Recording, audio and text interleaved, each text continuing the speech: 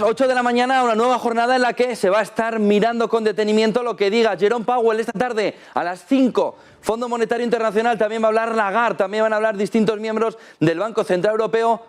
Ayer lo hizo también distintos miembros del Banco Central Europeo de Reserva Federal. Ahora mismo, la parte más hawkish del Banco Central Europeo está apuntando a una subida de tipos de interés en Europa en julio. Es decir, ese movimiento de Euribor, ese movimiento de encarecimiento de las hipotecas que, para quienes estén renovando ya hipotecas, lo están viendo, tipo variable, se va a ver acrecentado con la subida de tipos que, si no llega en julio, llegará después de verano, pero parece que el Banco Central Europeo ya tiene en el punto de mira, con esa mirada más hawkish de la parte del norte, de los países del norte de la Unión Europea, a una subida de tipos que empiece a ralentizar la economía, una economía que parece que este año no tiene visos de ralentizarse demasiado si vemos el libro beige de la Reserva Federal tal y como ayer se presentó por parte de la FED. Parece que la economía, por ejemplo, en capítulo de empleo, no pierde trabajadores por una disminución de la fortaleza de la economía,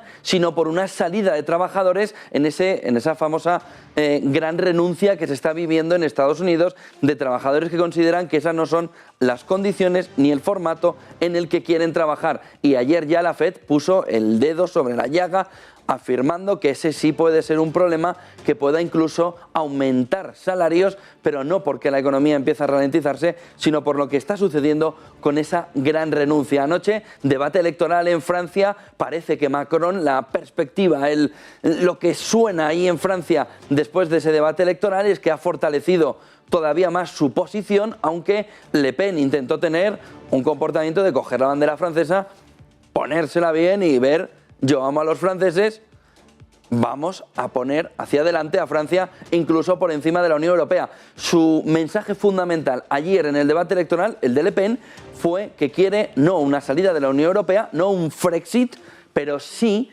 que las leyes francesas estén por encima de las leyes europeas. Y Macron estuvo muy insistente sobre todo en datos económicos que incluso hicieron dudar en algún momento del debate a Marine Le Pen. A partir de ahora ya queda muy poquito, domingo, elecciones en Francia, ahora mismo un 70% de probabilidades según distintas fuentes francesas dicen Macron ganará las elecciones, pero claro, un 30% de posibilidades todavía para Marine Le Pen son más que las opciones que tuvo de salir el Brexit antes de que se celebrara ese referéndum en Reino Unido. El otro punto fundamental viene con Rusia. Apunten en el calendario una fecha que va a ser clave.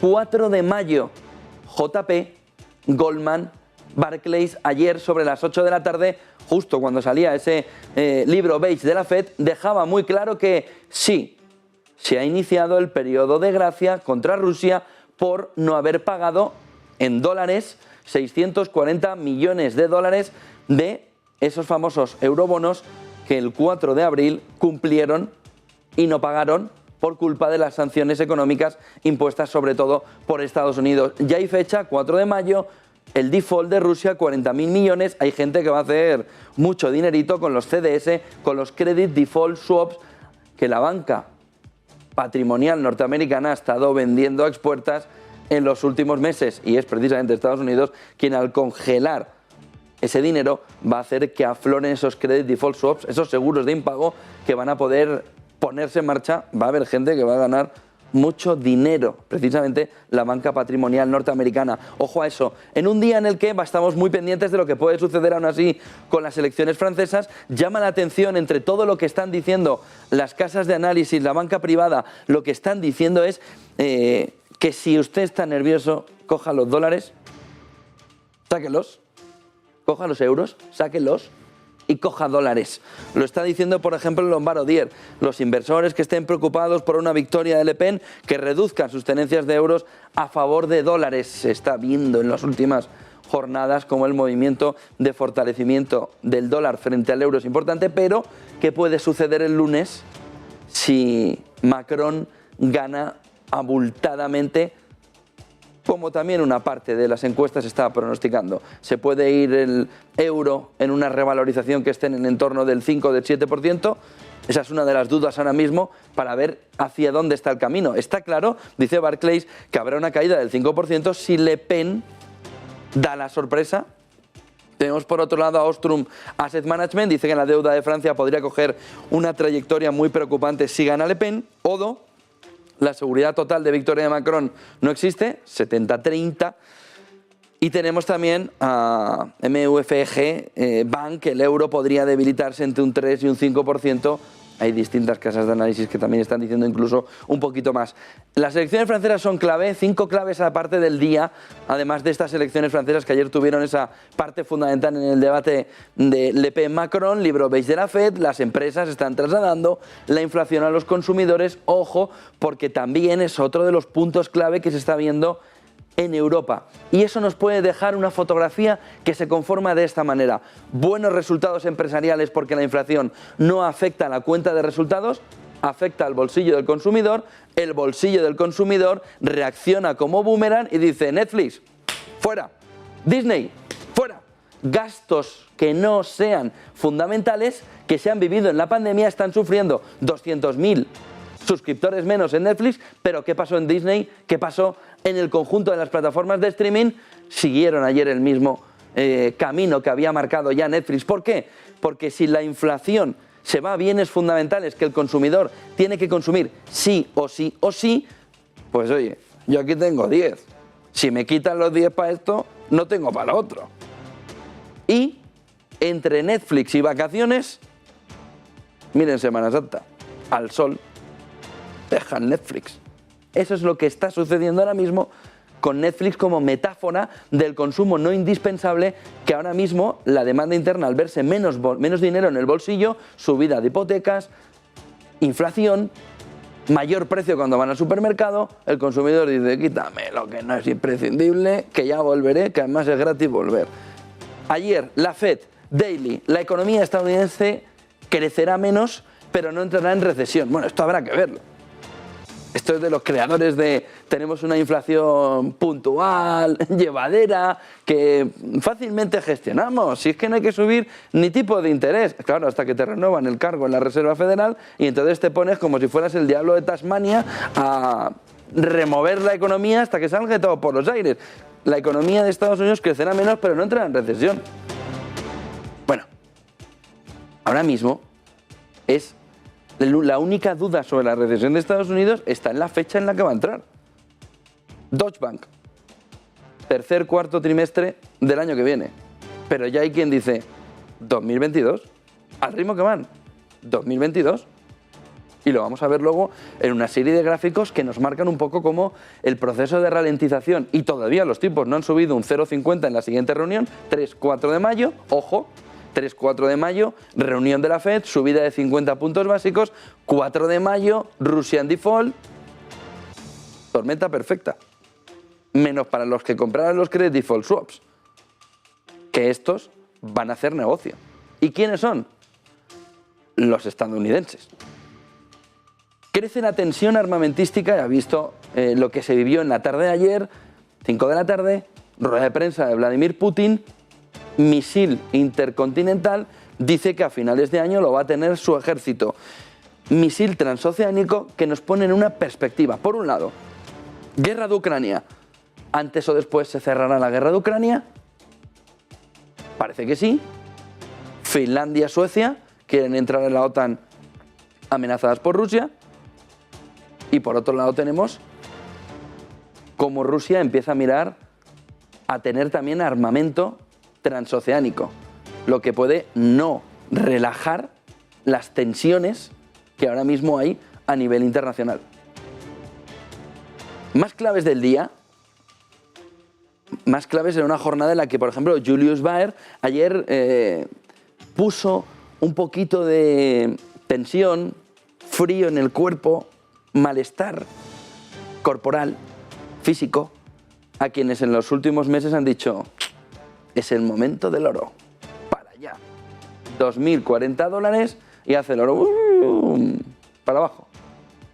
No vuelve a tocar los $2.000 y ahora Julius Baer dice, el oro es un refugio bastante caro en estos momentos y lo compara con la década de los 80, cuando ahí el oro sí se convirtió por precio en un refugio que sirvió en las carteras. Dice Julius Baer, ahora no es el momento. Y ya se lo hemos contado, Netflix abre el hueco bajista para las empresas de streaming. Ayer se vio muy claro que una demanda interna que va recogiéndose porque la subida de los gastos y que las empresas transmiten los costes vía precios a los clientes es bueno para las empresas, pero quita dinero del bolsillo, afecta a servicios no esenciales en el consumidor, que además, después de coronavirus, quedan pocas series por ver.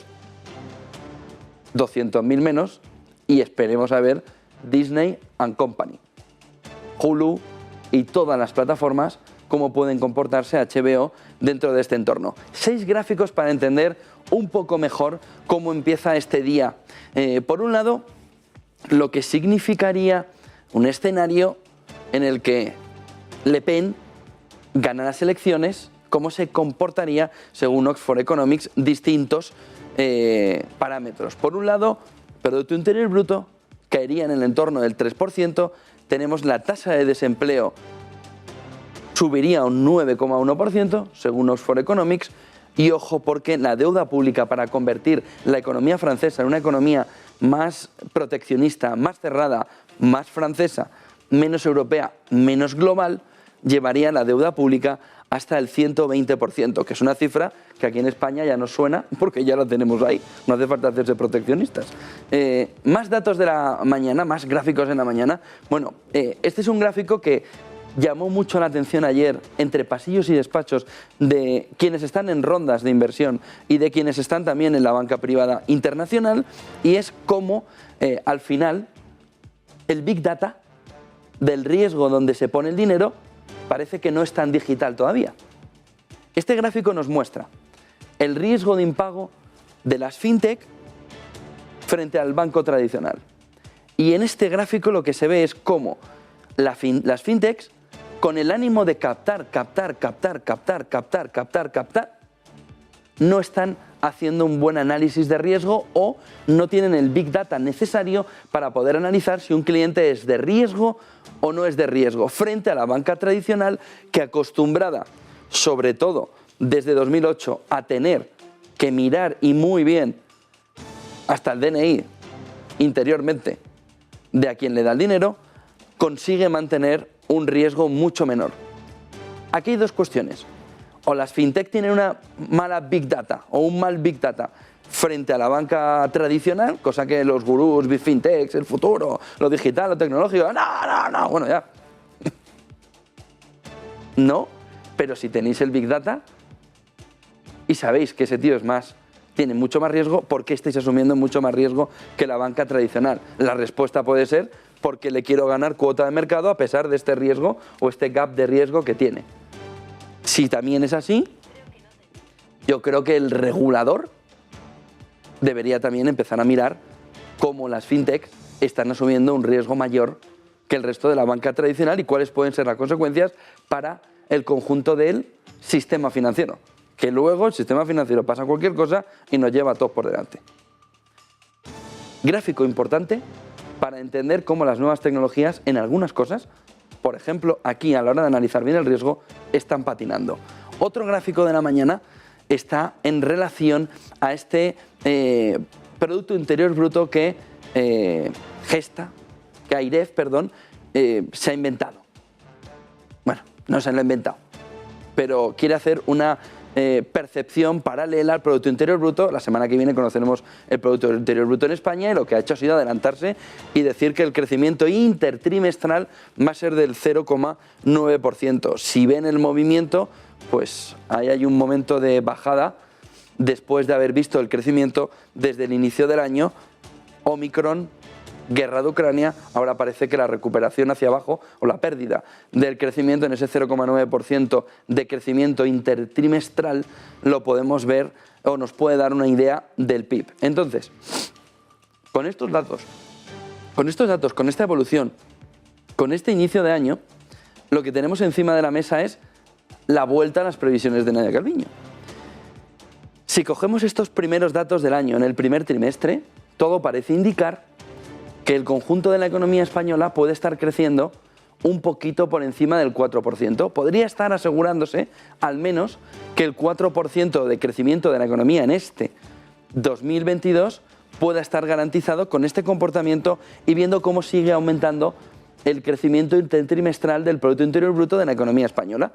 Ese 4% estaría por debajo, pero incluso estaría por arriba de alguna de las estimaciones de organismos internacionales y nacionales que ahora mismo ponen la economía fondeando en un crecimiento económico en 2022 del 3,5%. Es decir, si ahora mismo no hay más shock de oferta, si ahora mismo hemos olvidado del todo las mascarillas y el COVID, que China no lo ha hecho, el crecimiento de la economía podría incluso subir hasta el 4,5%.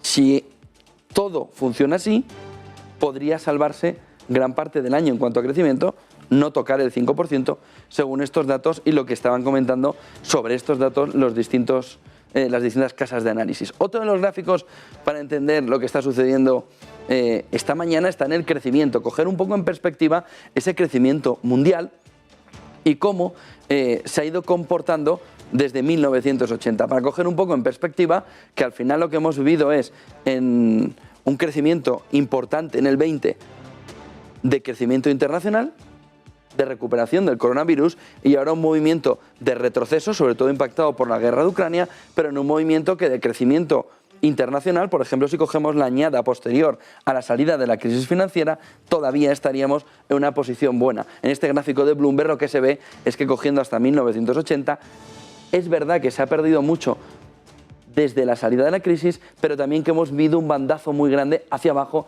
y luego hacia arriba y que ahora la estimación de enero que teníamos frente a la estimación de ahora es verdad que va deteriorándose, pero si se pudieran paliar tanto cadena de suministro como lockdown en China, como la guerra de Ucrania, tener un fin más rápido y poder relajar todas las tensiones internacionales en la parte más bélica, el crecimiento podría retomarse a una velocidad que pudiera estar cerca o por encima del 3% en un comportamiento que sería razonable.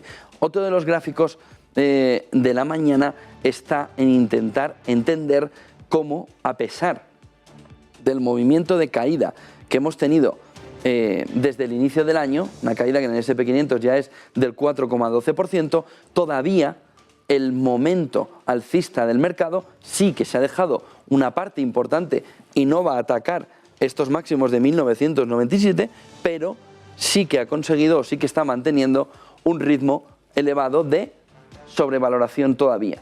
Por lo que ahora mismo lo que estaba analizándose ayer en la banca patrimonial con este gráfico es que el movimiento todavía de sobrevaloración es importante, la caída todavía puede ser importante, ¿de cuánto? Pues en torno del 15% todavía. Y ese movimiento o esa sobrevaloración nos da que pensar que todavía el mercado incluso podría rebotar, estaba diciendo la banca patrimonial, intentando otra vez volver a unas valoraciones que, aunque esté sobrevalorado el mercado, en una recuperación importante, a pesar de las subidas de tipos de interés, pueda ver todavía un poco de alegría en el mercado, sobre todo en la segunda parte del año. Tenemos además, no sé si tenemos un gráfico más para ver esta mañana, es todas las importaciones. Aquí lo que estaba viendo ayer Charles Schwab en el entorno de este gráfico de Estados Unidos es la importancia que tiene la globalización en un entorno donde dice que estamos desglobalizándonos. Y lo que decía Charles Schwab anoche es que este gráfico donde las exportaciones de China, importaciones, perdón, hacia Estados Unidos, de China, de México, pero también de gran parte de Asia y de Latinoamérica, estaban repuntando en este inicio de 2022 como continuación a la salida del coronavirus. Y lo que estaba diciendo Charles Schwab en el análisis de esa globalización o desglobalización que se pone encima de la mesa es que aun con la creación de distintos bloques internacionales, lo que tenemos es un movimiento alcista en la globalización que permitiría mantener el crecimiento económico mundial. Gráficos para entender también una mañana en la que vamos a ver enseguida cómo se va a comportar y cómo está en futuros